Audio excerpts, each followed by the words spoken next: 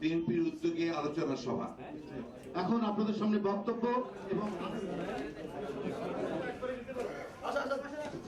প্রতি বছর আমরা এই দিনটিকে স্মরণ করি।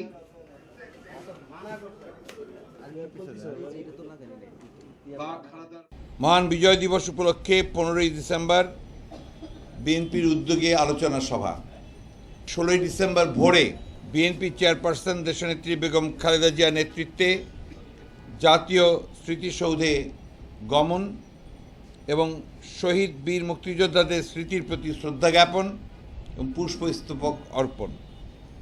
সকাল 9টায় মহান স্বাধীনতার ঘোষক শহীদ রাষ্ট্রপতি জিয়াউর রহমানের মাজারে পুষ্পমাল্য অর্পণ ও ফাতিহা পাঠ।